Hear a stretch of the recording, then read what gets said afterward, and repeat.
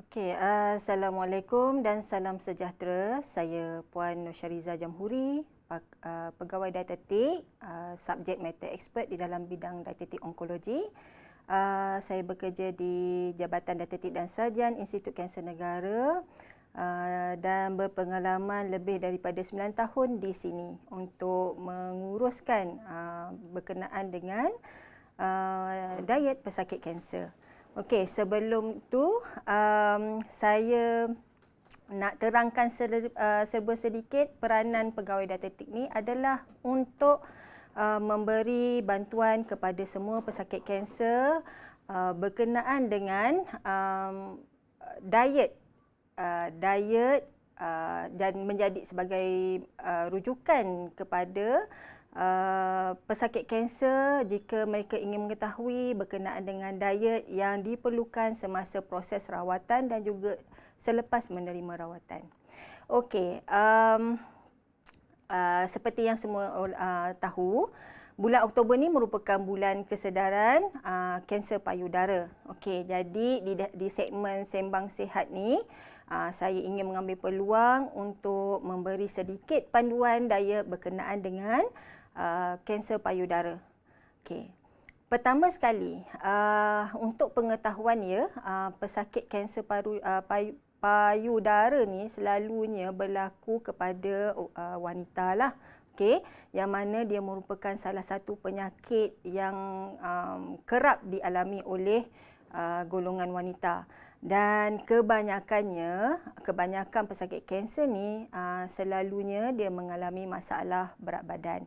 Jadi untuk pengetahuan semua ya, daripada saranan oleh American Institute of Cancer Research, dalam pengurusan pesakit kanser payudara ni, diet dia kita kena fokuskan untuk memastikan berat badan tercapai. Berat badan di dalam julat yang normal. Yang mana kita biasa rujuk kepada satu indeks yang kita panggilkan, yang kita kenali sebagai indeks jisim tubuh ataupun body mass index. Okey, jadi keynote yang pertama, untuk pesakit kanser payudara ni sebenarnya tak kisahlah semasa dia menerima rawatan ke ketika dia selepas rawatan ataupun setelah menjadi cancer survivor. Aim yang pertama, objektif yang pertama adalah untuk pastikan anda mencapai berat badan yang normal. Berat badan di dalam julat BMI yang normal. Okey? Jadi nak tahu apa itu julat BMI yang normal ataupun indeks jisim tubuh yang normal, kita biasanya guna formula berat kita tu kita bahagikan ke dengan kita punya ukuran tinggi dalam meter kuasa 2. Jadi jumlah yang kita dapat tu biasanya kita akan rujuk kepada dia punya garis panduan, iaitu berat normal tu mesti berada di dalam lingkungan 18.5 hingga 24.5 macam tu. Okey, so kalau berat badan tu lebih, maksudnya BMI tu lebih, okey, usually itu kita dah kategorikan sebagai overweight. Dan seperti yang kita ketahui sebelum ni, ataupun banyak info-info yang kita dapat melalui kata televisyen ataupun Google, most of patient kanser payudara ni, pesakit payudara, kanser payudara ni sebenarnya dia akan mengalami masalah berat badan. Berat badan dia lebih daripada yang sepatutnya. Okey? Dan ini banyak dibuktikan dalam kajian-kajian klinikal yang telah dijalankan. Okey, jadi keynote yang kedua dalam pengurusan diet untuk pesakit kanser payudara, macam mana pun kita kena sarankan, kita kena target yang berat badan kita mesti berada di dalam julat normal. Dan jika anda mengalami masalah berat badan berlebihan, pastikan anda go through diet ataupun mengamalkan diet yang dapat menurunkan berat badan. Dan jika berat badan anda terlalu rendah, anda kena mengambil diet yang mampu untuk meningkatkan berat badan anda kepada julat yang normal. Okey? Ingat ya, saranan yang pertama, monitor kita punya berat, pantau berat kita, pastikan berat tu berada di dalam julat yang normal. Okey? Itu target utama. So, lepas ni balik rumah, pergi timbang berat, Tak ada penimbang, beli satu. Timbang, letak dekat rumah tu. Jangan timbang hari-hari ya. Sebab kalau timbang hari-hari nanti stres pula. Tak turun berat badan ni kenapa? Jadi stres. Okay? So benda tu nanti boleh mempengaruhi orang kata kita punya pengambilan makanan harian. Okay? Sebab bila perempuan ni dia stres, dia memang akan efek kepada pengambilan tu. Sama ada dia akan sentiasa nak makan ataupun dia akan kurang nak makan. Okey, yang mana benda tu nanti secara tak langsung boleh efek pengambilan makanan seharian, sama ada menyebabkan terlebih ataupun terkurang. Which is not good, tidak bagus untuk pesakit kanser payudara. Okey? Alright. Poin saya yang kedua ataupun keynote saya yang kedua, okey. Untuk pesakit kanser payudara ni, actually dia ada pantang tak?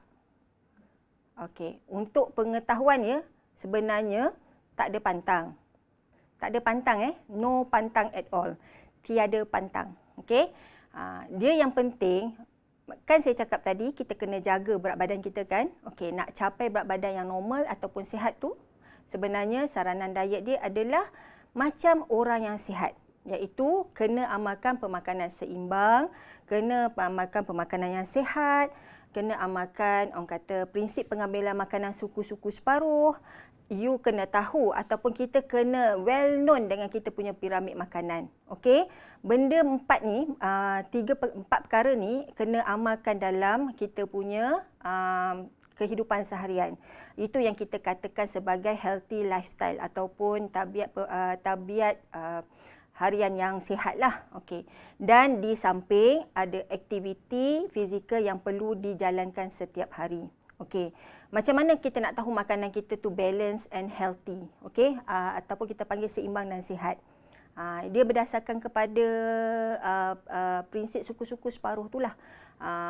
Itu daripada segi kuantiti. Macam mana nak tahu sihat tu, kita kena pastikan keempat makronutrien utama yang ada dalam piramid makanan mesti ada dalam kita punya pinggan sehari-hari. Okey, yang mana 4 makronutrien yang utama tu ataupun 4 kumpulan makanan yang utama tu adalah vegetable ataupun sayur-sayuran, karbohidrat, ketiga adalah protein dan keempat adalah lemak. Okey, so yes, lemak masih lagi diperlukan, cuma kita tak perlu ambil dengan banyak sebab lemak tu penting dalam kita nak pastikan badan kita beroperasi dengan baik, sebab ada certain bahan dalam badan kita bila dia nak berfungsi dia perlukan elemen lemak untuk menghasilkan hormon contohnya kan, untuk pastikan badan kita boleh berfungsi dengan baik. Okey, jadi macam mana tahu dia balance, healthy. Okey, kalau dalam pinggan kita tu hanya ada macam warna putih ataupun warna coklat saja, tak ada green veggie ataupun tak ada macam warna macam merah ke, tak ada fruits buah-buahan, itu maksudnya tak balance lah dan dia tak healthy. Kita dalam dalam Malaysia ni sebenarnya kita nak kategorikan sesuatu makanan tu healthy, yang penting actually dia mesti ada kandungan lemak yang rendah. Okey, bukan tak ada lemak langsung ya, kandungan lemak yang rendah. Contohlah saya nak bagi tahu, contoh kita ada nasi nasi, beras lah, senang kata beras. Beras ni sebenarnya dia ada macam-macam jenis, okey. Beras putih, beras perang, beras orang kata kurang kanji, banyak. Jadi ada orang promo, okey beras kurang kanji ni adalah lebih sihat daripada beras putih biasa. Which is true, betul. Tapi tak ada masalah sebenarnya untuk ambil beras putih. Dengan syarat bila kita makan beras putih, kuantiti tu kita jaga. Kita ada ambil sayur-sayuran, kita ada ambil buah-buahan, kita ada ambil macam protein untuk balancekan makanan yang kita ambil. Okey? Kalau kata kita ambil beras perang ke contoh parboiled rice pun, tapi kuantiti kita tak jaga, tetap kita ambil dengan banyak pun, is actually tak ada point di situ. Okey? Orang kata tak ada mendatangkan benefit.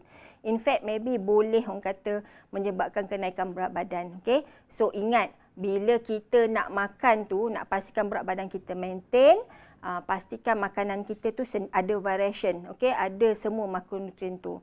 Jadi orang kata let's say kalau kata tak ada pilihan, janganlah langsung avoid makanan yang biasa tu. Beza antara beras-beras ni ataupun kata makanan yang kita kata claim lebih sihat tu, contoh usually dia akan mengandungi orang kata gula yang rendah ataupun fiber yang tinggi. Itu sahaja bezanya. So kalau rasa kita nak turun berat badan, actually this or choices of food tu, maknanya makanan yang dipilih tu lebihkan kuantiti yang kita kata ada kandungan serat ataupun ada kurang gula. It's better daripada yang biasa. But tak ada salah nak ambil yang biasa tu pun. Yang penting kuantiti kena jaga. Okay? So macam mana kita nak tahu lepas tu makanan kita ambil tu actually enough, okay, balance, okay? Sebab prinsip diet untuk pesakit kanser payudara ni sebenarnya actually bukan kanser payudara saja. Actually mana-mana kanser. Sebenarnya yang utama kita kena pastikan you all ambil makanan secara mencukupi. Okay, makronutrien yang diambil, food item yang diambil tu mesti mencukupi. Nak tahu cukup, tu yang tadi saya awal-awal tadi saya cerita berkenaan dengan berat. Okay. Berat ni contohlah kalau kata kita timbang bulan ni 60 kilo. Bulan depan kita timbang still 60 kilo. Maknanya julat badan tu still dalam keadaan julat normal ya. Maknanya apa yang anda amalkan pada ketika itu adalah mencukupi untuk anda maintain berat badan. Okey. Untuk orang yang ada masalah overweight, kan kita suruh turunkan berat badan kan? Tapi untuk pesakit kanser ni dalam masa yang sama dia akan go under treatment, okey, ataupun membuat rawatan. Jadi bila dia buat rawatan, salah satu daripada kesan dia kadang-kadang dia boleh impact kepada pengambilan diet seharian dia. Jadi maybe dia akan promote kepada involuntary weight loss ataupun penurunan berat badan secara tidak secara tidak sukarela lah, tanpa sukarela. Maksudnya kita tak purposely nak turunkan berat badan banyak tu, tapi dia turun, okey. Dan untuk pengetahuan semua, kalau kata kita nak turunkan berat badan ni, the safest level ataupun kata saranan yang maksimum bagus untuk penurunan berat badan adalah maksimum 4 kilo sebulan. So let's say kalau you makan macam banyak begitu setiap hari, tetapi you still anda still atau masih lagi turun berat badan melebihi 4 kilo, maksudnya penurunan berat badan tu is not healthy. Maknanya apa yang anda ambil tu tak mencukupi. Okey? Bila tak mencukupi, boleh bagi kesan negatif kepada rawatan yang diterima dan kepada diri sendiri. You akan rasa letih, penat, okey? Maybe stress, okey? Jadi so, macam mana nak pastikan makanan yang diambil tu cukup?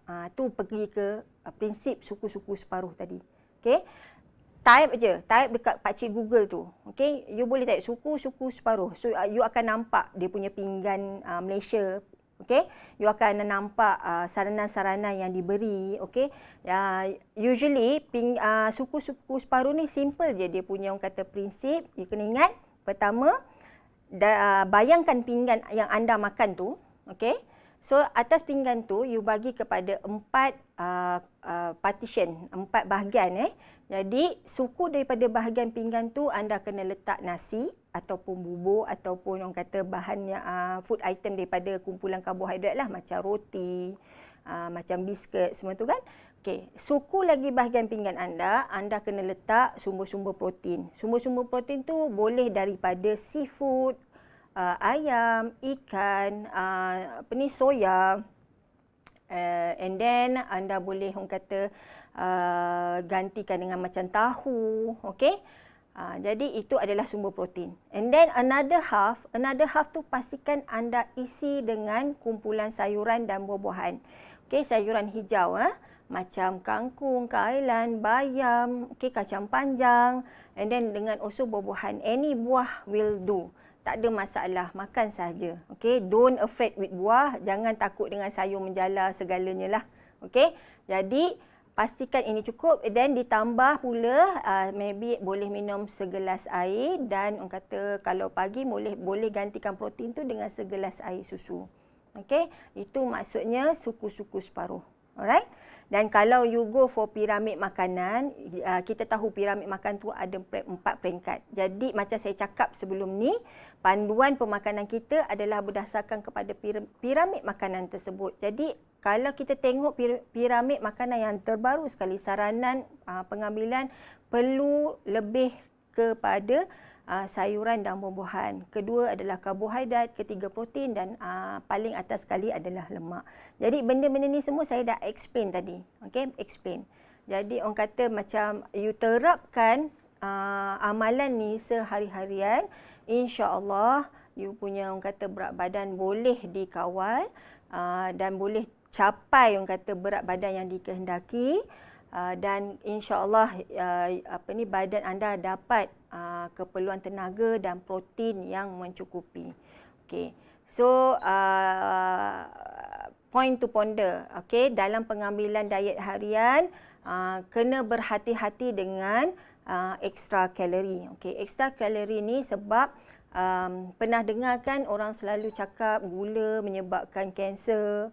Okey, lemak menyebabkan kanser. So this lemak dan gula sebenarnya dia memberikan kita ekstra kalori ataupun ekstra tenaga.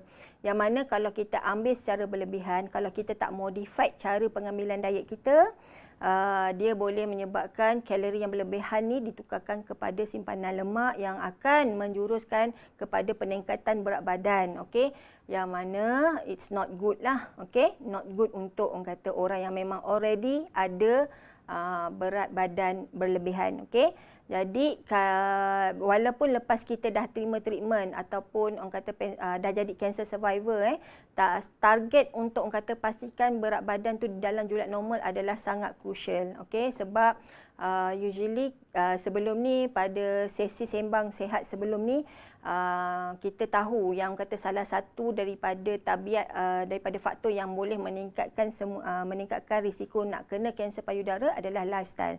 Pengambilan lemak yang berlebihan, berat badan yang berlebihan, itu adalah salah satu daripada faktor risiko dia. Jadi lepas ni apa-apa pastikan berat badan tu still pada julat yang normal. Itu poin yang perlu anda ambil tahu. Okey? Alright.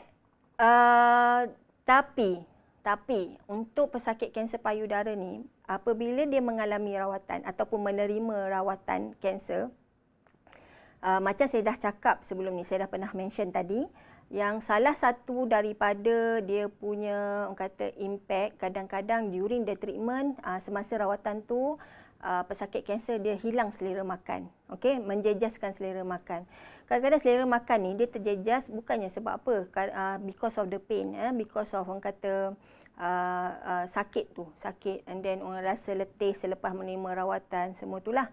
Jadi end up certain pesakit kadang-kadang dia tak mampu nak makan dengan bagus. Maksudnya sebelum dia terima rawatan dia makan okey, tapi lepas dia terima rawatan during the treatment, semasa treatment tu tiba-tiba dia tak mampu even nak makan satu pinggan nasi dengan segala lauk apa semua tu, dia tak mampu nak habiskan. Okey, so at this time kena pastikan ada orang kata suplemen tambahan yang perlu ambil. Bila saya cakap pasal suplemen, it's actually bukan suplemen yang macam produk-produk like Habatus Sauda ke, produk ya, saya cakap produk.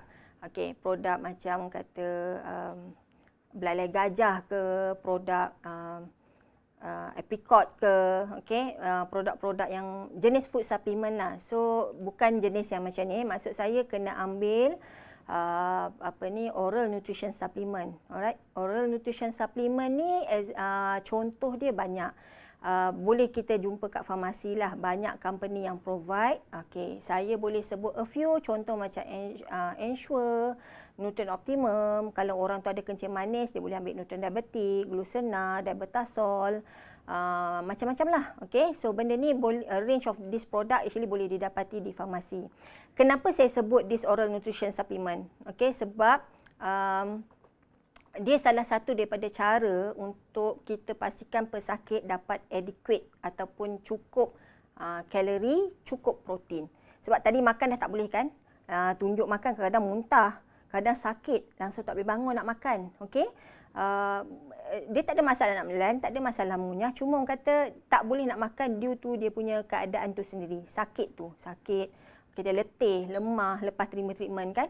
Jadi bila makan tak cukup, macam saya cakap, dia akan ada weight reduction. Kalau weight reduction maksudnya penurunan berat badan. Bila penurunan berat badan tu terlalu mendadak, it's not good sebenarnya. Maknanya badan you actually tak cukup nutrien untuk terima treatment tu. Okey. Jadi susu ni diperlukan untuk pastikan pengambilan makanan tu mencukupi. Okey. Dia tak perlu sampai orang kata kalau kita still boleh makan, dia tak perlu minum sampai 5-6 kali sehari, cukup 2 atau 3 kali sehari mengikut dilution yang ni. Jadi macam mana you nak tahu you perlukan ke tidak? Tadi dia punya petunjuk dia tu adalah berat badan tadi. Okey. Let's say kalau dalam seminggu you dah turun sampai 2 kilo, 3 kilo, it means that apa yang you ambil at that time, apa yang you makan pada waktu tersebut is actually tak cukup dan orang kata boleh menjejaskan treatment. Okey, sampai satu tahap kadang-kadang treatment boleh stop sebabkan you punya condition tak bagus. Okey? Alright, jadi this oral nutrition supplement usually atas prescription dietitian lah, pegawai dietetik. Okey, atas preskripsi pegawai dietetik. Macam dekat IKN ni, pegawai dietetik, kita pergi tengok patient, kita evaluate dia punya, kita nilai dia punya pengambilan makanan. Kalau okey, kita tak supply. Kita tak bagilah, maksudnya kita tak prescribe. Kalau kita rasa terjejas and then ada penurunan berat badan yang nyata, dan kita akan prescribe susu ni untuk bantu tambahkan kalori, tambahkan protein yang diperlukan oleh badan bagi membantu badan tu menerima rawatan kanser supaya kesan maksimum ataupun bukan kesan maksimum, kesan optimum untuk menyembuhkan kanser tu dapat diberi oleh rawatan kanser tu. Okey? Jadi untuk seterusnya saya akan sentuh beberapa perkara berkenaan dengan kita kata belief lah, food belief. Okay?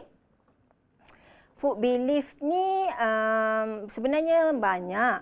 Okay, banyak, tapi usually yang kita jumpa berkaitan dengan pesakit kanser payudara adalah berkenaan dengan susu, ayam, telur dengan soya.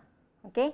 So, soya ni benda ni memang selalu ditanya oleh pesakit kanser payudara kepada pegawai dietetik, rakan-rakan saya semualah. Okey.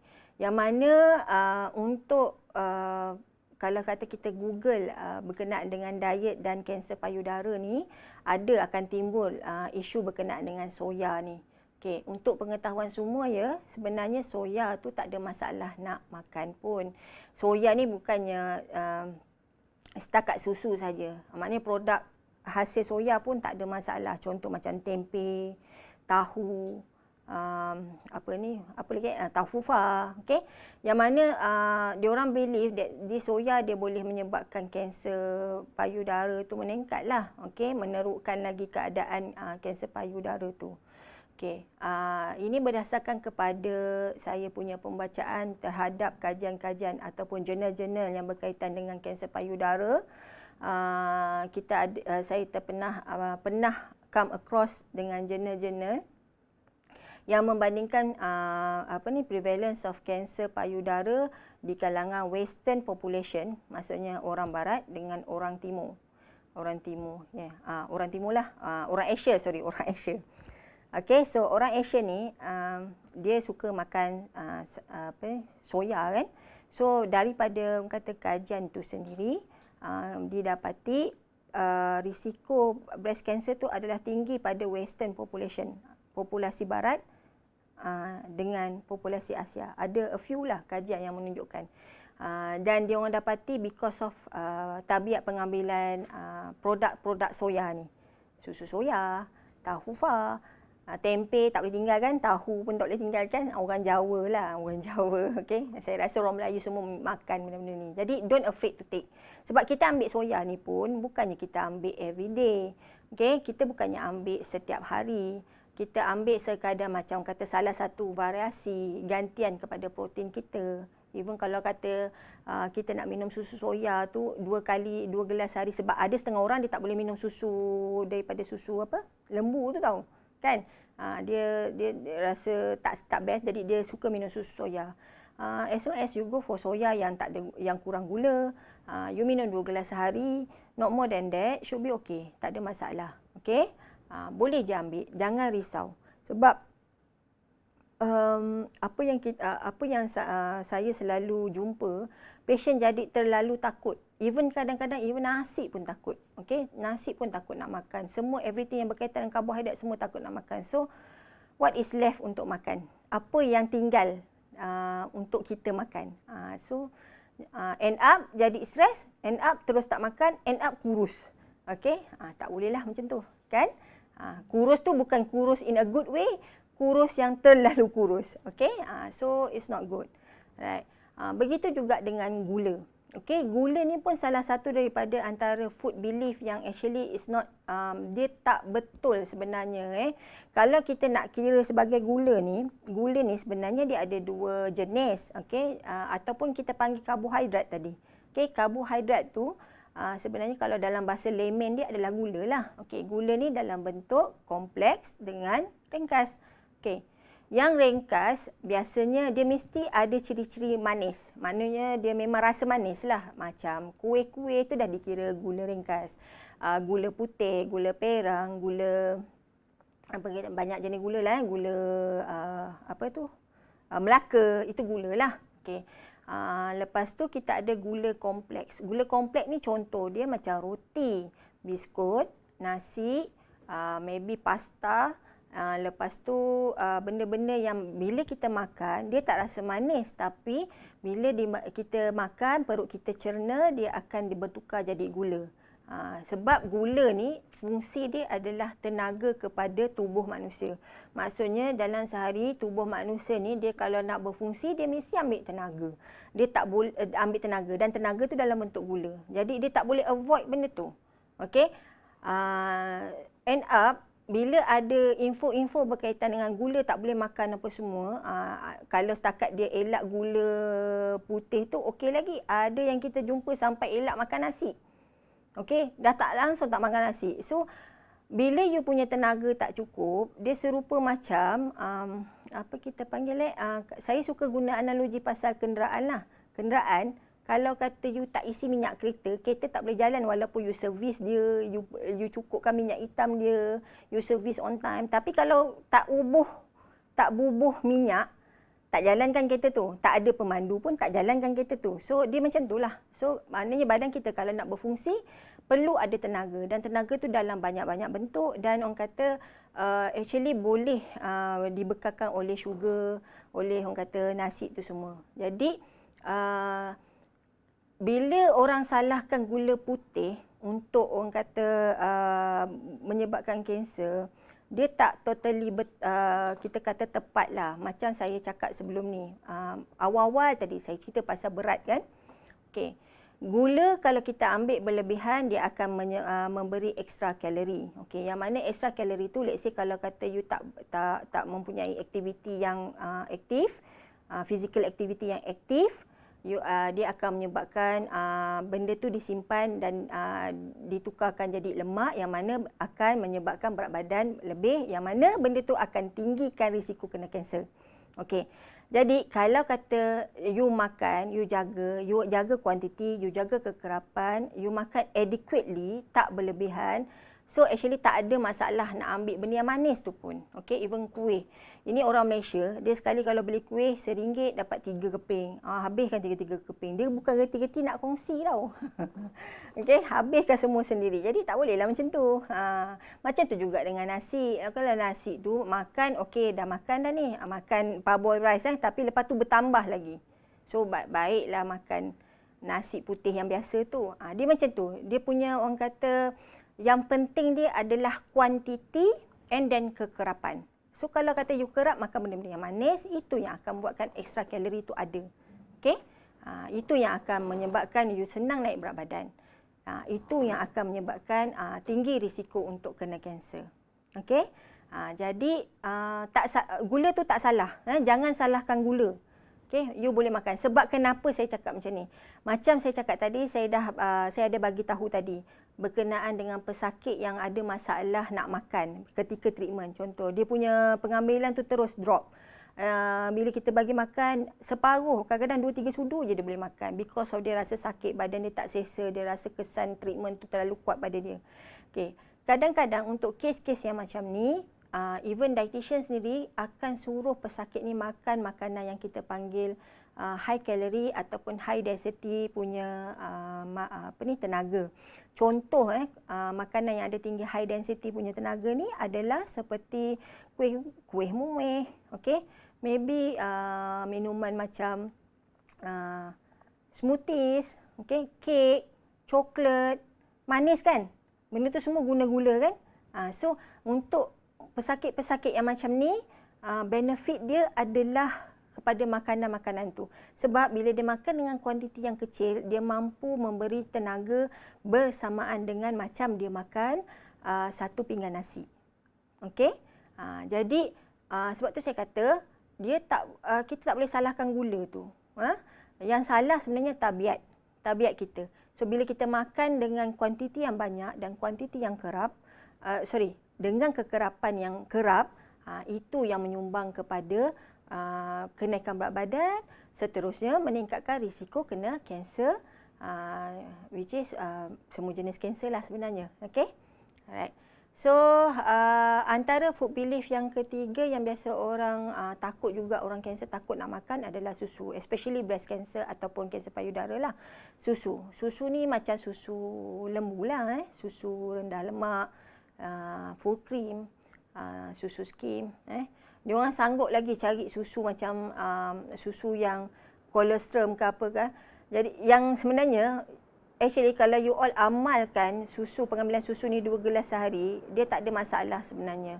Kalau untuk orang yang mengalami berat badan yang kurang, maksudnya dia kurus sangat, okay, biasanya full cream milk tu pun boleh ambil. Kalau dia normal, dia boleh pilih. Either dia nak ambil full cream milk, ataupun dia nak ambil low fat milk, ataupun dia nak ambil yang macam skim milk. So, kalau healthier choices, usually yang kurang lemak lah. Okay? Untuk yang berat badan berlebihan, usually kita galakkan ambil yang sama ada skim milk ataupun yang low fat milk lah. Tapi itu pun depends juga. Kalau kata still ada masalah nak makan tu, full cream milk pun tak ada masalah sebenarnya. Okay? Sebab nak tampung balik kalori yang hilang, yang turun disebabkan oleh berat badan, yang ditunjukkan oleh berat badan dia kurang tu lah. Okay? Jadi benda ni sebenarnya bergantung kepada keadaan semasa you all. Dia tak ada satu stick diet yang you kena follow macam tu je. Bila keadaan semasa tu berubah, ada impact pada pengambilan makanan, usually kena modify sikit cara pengambilan makanan yang diambil hari-hari. Okay? So dia punya petanda adalah, sekali lagi saya nak mention, berat badan. Okay? Berat badan tu merupakan salah satu petanda awal, sarana awal pun sebenarnya untuk kita monitor pengambilan diet kita. Okay. Salah satu lagi antara kepercayaan yang biasa kepercayaan orang Melayu lah, macam kena elakkan pengambilan ayam atau telur, especially kepada pesakit kanser payudara yang buat pembedahan. Okey, sebab dia takut ada alergik. Alergik ni contoh macam kita panggil apa? Yang keluar nanah lah semualah, macam luka tu susah nak baik Yang ni pun sebenarnya tak betul sebab bila kita buat pembedahan, ada luka ke, ada jangkitan kuman, sebenarnya sumber makanan yang perlu diambil adalah ayam atau telur. Kadang-kadang diorang elak macam ayam contohnya disebabkan hormon, takut ada hormon banyak boleh efek kepada orang kata kanser payudara. No, kena ingat apa-apa sahaja makanan yang ada di pasaran, usually ada badan yang akan pantau yang mana kandungan hormon ni sebenarnya telah dipastikan supaya berada pada orang kata julat yang normal. Okey, jadi jangan risau pasal tu. Sebab pengambilan ayam atau telur ni sebenarnya penting untuk menyembuhkan luka daripada pembedahan, memperbaiki kita punya tisu-tisu yang rosak, dan juga untuk melawan inflamasi ataupun infeksi daripada bakteria ke apa ke. Okey. So, antara salah satu sebab juga tak nak ambil ayam ni because of allergic lah. Okey. Kena bear in mind ataupun kena ingat sebenarnya bila kita ambil ayam telur pada waktu-waktu biasa tak sakit, kalau kata tak ada induce kesan allergic, sebenarnya bila you lah lepas buat pembedahan pun tak ada masalah nak makan. Okey, melainkan bila kita macam ambil makanan, ambil ayam atau telur tapi develop rashes ke apa, memang sebelum ni ada kesan alergi tu. Jadi waktu lepas pembedahan benda-benda ni tak boleh lah. So kalau tak ada masalah nak makan. Okey? Tak kisahlah nak masak sup ke, nak masak pindang ke, nak masak apa-apalah. Telur pun sama. Sebab ini merupakan makanan yang penting untuk perbaiki tisu yang luka, untuk orang kata nak repair balik tisu tu kan, ataupun untuk lawan kita punya jangkitan kuman ke, ya. Jadi jangan takut nak ambil, okey, jangan elak, okey. Melainkan memang daripada mula you all consume ayam, makan je ayam terus develop rashes. Macam tu juga dengan seafood, seafood pun tak ada masalah. Boleh je ambil kalau tak ada alergi. Ada alergi jangan, okey. Jangan you pukul rata semua. Kalau kata semua tak boleh makan, ayam tak boleh makan, seafood tak boleh makan, telur tak boleh makan, soya pun tak boleh makan, so apa yang tinggal? Okey? Last stres sendiri. Janganlah gitu. Okey? Makanan ni sebenarnya untuk pesakit kanser, dia menjadi satu sudut terapi tau.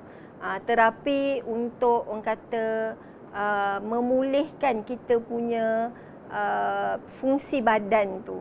Kalau kata you limitkan ataupun you sendiri terhadkan pengambilan makanan you, saya tahu orang Malaysia ni dia sangat suka makan. Okey? Kalau tak, kita taklah jadi negara yang paling obes. Bukan paling obes kan. Okey, so memang suka makan. So bila you kata no, you kata tak, you sendiri, kita sendiri akan streskan badan kita. Jangan. Kita enjoy food as we are, but jaga kuantiti, jaga kekerapan. Itu message dia. You tak buat dua tu, you elakkan apa-apa pun, tapi makan benda lain you tak kawal kuantiti pun, end up sama. Lepas tu badan tak cukup nutrien yang sepatutnya. So tak boleh nak lawan penyakit. Last end up you all letih, lemah, stres, okey? Itu tak maulah. Okey. Last but not least, okey, apa-apa pun, okey, berkaitan dengan diet, sebenarnya kalau anda sedang menerima rawatan di mana-mana hospital di Malaysia, di fasiliti kesihatan KKM, anda boleh minta untuk doktor rujukkan anda kepada pegawai dietetik, okey? Sebab kadang-kadang macam saya cakap sebelum ni lah, kita nampak je sihat, tapi sebenarnya apa yang kita makan tu maybe is not enough, tak cukup untuk keperluan badan masing-masing. Okey, yang mana benda tu akan menyebabkan bila kita menjalani rawatan tu tak dapat beri kesan yang optimal untuk menolong anda melawan kanser.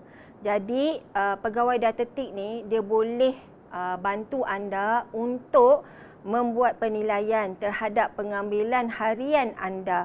Kalau dia rasa anda perlukan turun berat badan, dia akan bagi guideline macam mana nak turunkan berat badan dengan baik.